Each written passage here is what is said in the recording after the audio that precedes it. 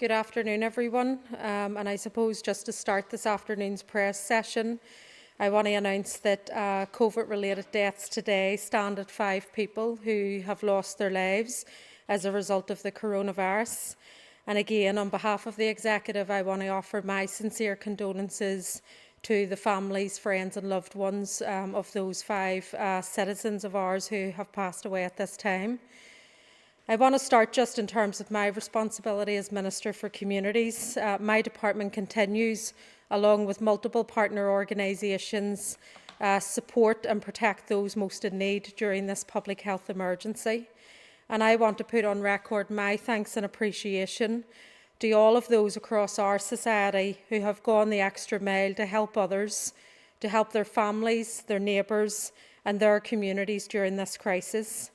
This includes my staff within the Department for Communities, our partner organisations and local councils, the community and voluntary sector, local sports and culture and arts organisations, faith-based groups, and also the many community activists who have played their part in protecting those who are shielding and also those who are struggling at this time. Councils are facing a significant challenge financially and other pressures, mainly due to the closure of their facilities and a resulting loss of expected income. These losses sustained to date are of such a magnitude that councils will continue or soon be unable to meet their financial liabilities. I was therefore pleased to announce yesterday in the Assembly that the Executive is allocating £20.3 million to local councils to assist them with these pressures. This funding will help councils with their cash flow and support them in the delivery of vital services they are providing to the community at this time, but it will also help to ensure that they are ready to play their part and role in the post-recovery of this pandemic and to limit the financial impact on ratepayers going forward. At a time when budgets are stretched and so many in our community are feeling the pain of this unprecedented situation, it is important that we maintain services for those most in need, those struggling and low-income families. One such example is the Supporting People programme, which provides housing support for approximately 19,000 citizens, with needs including homeless people, older people, young people, and also those with physical disabilities, learning disabilities, and mental health issues. And again, yesterday I was pleased to announce an additional £10 million for this programme, which will help maintain Supporting People services, which are commissioned by the Housing Executive and delivered through the public and voluntary community sectors. Working collaboratively across departments, health and social care boards, local councils and community organisations and the private sector, we have put in place a programme to distribute food to vulnerable people across all of our communities. My department again is investing £10 million in this service over the next 3 months, and by the end of this week, over 100,000 food parcels will have been delivered to date. This service has been hugely successful in getting immediate food and essential supplies to those in need, whilst providing those at risk of social isolation to see a friendly face and know that society has not forgotten about them. I recognise the impact this emergency has had on traditional fundraising activities and that this is a worrying time for many of our charities. And to that end, the £15.5 million COVID Charities Fund will launch very shortly, and my officials are currently working at pace to put an application process in place. And I can announce that while the amount of funding required to cover the immediate costs and to prevent short-term closures will vary for each organisation, awards will have an upper limit of £75,000. Many local charities are at the forefront and at the front line in responding to this emergency and in supporting our most vulnerable citizens, both now and as we plan the recovery. And whilst we are all focused on moving out of this current crisis situation and embarking on a phased approach to recovery, it is very clear that we will have a very difficult place and a different society at the end of this process. I want to ensure that we retain the very best elements of our response to the COVID-19 emergency. by embracing the new sense of community spirit and solidarity, by acknowledging and recognising the efforts of our key workers, our frontline support and essential workers, and by protecting the most vulnerable within our communities through addressing the systemic and structural inequalities that exist. Again, I just want to extend a thank you to Christine and Amanda, who are our signers, who come here every day to ensure that those who are deaf within our community have access and are able to engage in these daily updates. And again, thank you very much for tuning in.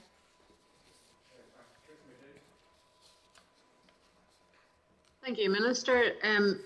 You've detailed there a number of measures running to tens of millions of pounds to help, as you say, the most vulnerable in society. But what happens when Northern Ireland moves from the response to the recovery stage if the money is no longer available, given the fact that we know that the furlough scheme is due to run out in October? Do you fear a cliff edge which may affect the most vulnerable in society? Well, I think on the first hand we had to move because there was a cliff edge looming now when you looked at the issue of the councils, obviously with a large part of the charities as well. And what we want to do as an executive is to make sure that the key infrastructure is here as we move through into the recovery period. We have to ensure that infrastructure is there at the other end, including workers as well. So there's been a large piece of work done, and obviously with the announcement that the Finance Minister made yesterday gives some assurances to those sections of our society that are helping us in the midst of this pandemic, but will also be key in terms of the recovery. We are looking at this. Obviously the June monitoring round for the executive comes up in June. I know the Finance Minister has written to each of the departments in terms of looking at spend, looking at programmes that may not come to fruition this year because of the pandemic and where we can reprioritise. There will obviously be ongoing discussions with the British Treasury around capital expenditure and maybe expenditure that can't be used this year, how that can be looked at in terms of revenue and other programmes that we can put in place. We know that the Economy Minister and others, obviously the Executive wants to look at an economic recovery plan. We obviously want to look at ensuring that communities feel the benefit of that as well, and obviously to guard against any new approaches around austerity in terms of public spending in the time ahead. So the Executive is tuned into this. We're obviously going to meet on a regular basis, and the recovery piece in terms of the finance, but also the mechanisms and working with civic society, with the business community and with others will be a key focus for us moving forward, and we'll outline those plans as we step through it. Afternoon, Minister. Just to pick up a little bit on what Tracy had to say then, do you think then that now there need to be the conversations around how the executive can raise its own revenue that we've heard talked about in the past in terms of water charges, that kind of thing, and also when it comes to the funding that you've given to councils? We know that some councils have already chosen to furlough staff, but there are rows in other councils about how this should happen. As the overseeing minister for all that, do you think all 11 councils should furlough staff now and also potentially top up their wages? Well, I think firstly, just to answer the last question first, I did intervene when one council had looked at the possibility of letting go over 70 staff that were on temporary contracts. I intervened, and I also sought information and advice from the Finance Minister that those employees could be furloughed if it showed that there was a lost income within the local council. And indeed, I know over 2,500 council staff across our 11 councils are now being furloughed. I think it's important that we protect those jobs, because again, the spend and the income from those families goes back into the local economy again, and I think it is important that we protect them, not just in the here and now, but obviously moving forward into the recovery period. And obviously the announcement with councils in terms of this initial funding, that will help ease the pressures. We will have to address the furlough scheme. Obviously parts of that will be extended until October. There will be a review in August, so we will keep this under close observation as we start to move through it. Of course, we're going to be looking at other ways that we can generate income, that we can look at finance. Again, the Finance Minister had been looking at these options even ahead of the COVID pandemic. There will obviously have to be discussions with the Treasury even to see if there are additional powers that can be transferred from Westminster back into the power sharing executive here. And again, we're looking at other measures. So if you're looking at house building programmes, for example, which can start to stimulate the economy again and get the construction industry, looking at financial transactions capital, looking at other sources of financial raising, and also looking within our own departments in terms of what is the priorities for society going forward. Is it about investing in public services, protecting those most vulnerable, ensuring that we're looking after small and medium enterprise? So reorientating the budgets that we have in terms of those issues and those priorities in the time ahead. So we're going to continue to do that as an executive, and we'll start to outline that in our recovery plan and what that looks like for the economy here.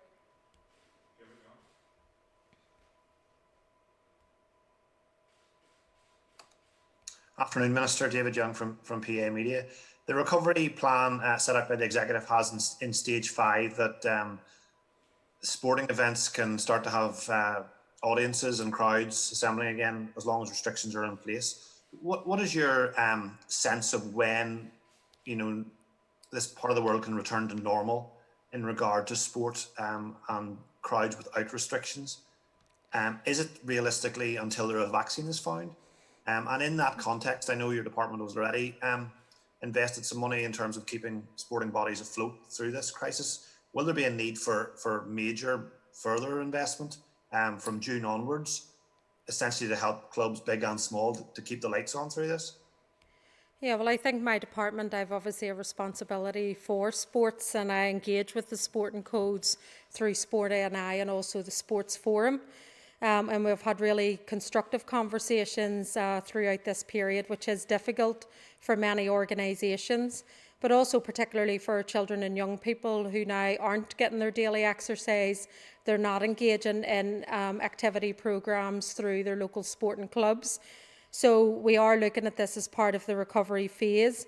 Obviously, I launched a COVID hardship fund for sporting clubs, and that was completely inundated. There was a huge demand for it.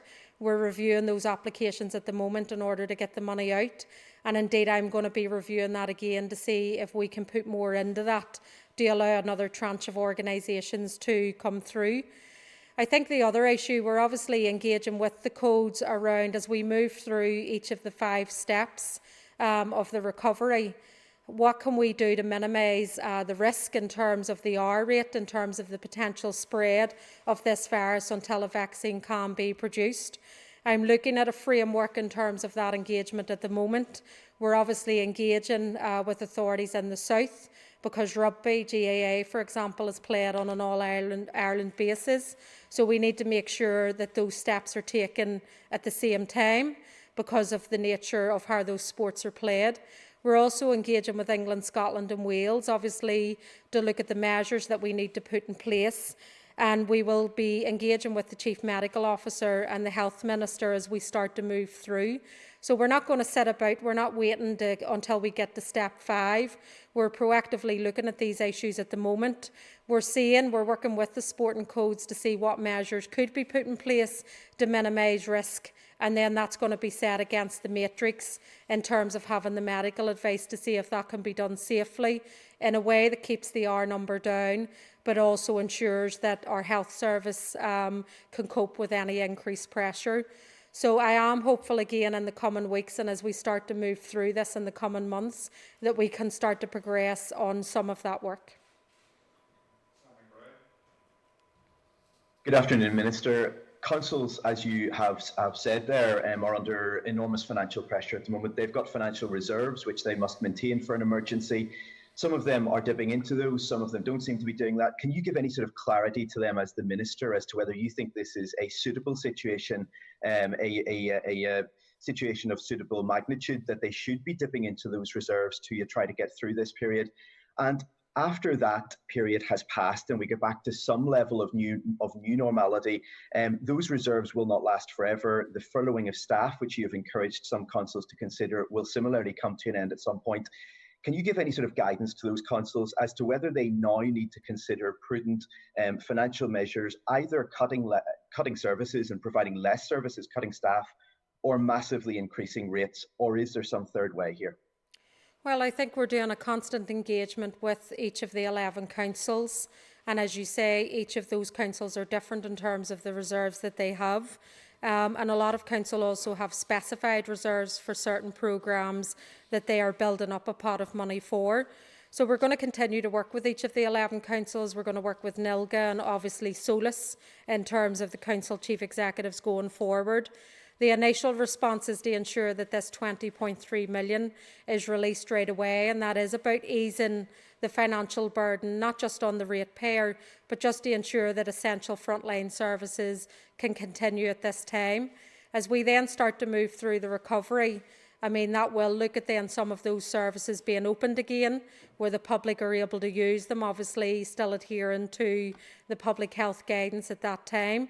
And we will look at the financial recovery, and that is about even looking at economic growth within those council areas, regeneration plans, housing development plans. So we're going to start a constant engagement. I mean, I don't want to get in a position at this point that it has to be either that we deal with COVID and the outbreak, that has to be a loss of a public service in some way. I want to defend public services. I want to ensure that we keep them. I also want to defend the workers that are employed there as well, to ensure that they are employed at the other end of this. And we'll need to look at all options available to us to ensure that we can do that. And I think as we step through this, engagement with the council and the department is going to be key, but also talking to the trade union movement as well, and having a conversation with the executive as a whole as we start to move through. But obviously we see as an executive local government playing a key role in the recovery, local government playing a key role in economic development and regeneration, but importantly providing services, and we've seen them respond to the COVID-19 pandemic through the food parcel scheme, through prescriptions, and making sure that those who are shielding are having essential services delivered to them. So I want to work with those in the time ahead to see what more we can do to support councils, but also where we can to protect frontline public services and to protect jobs. Thank you.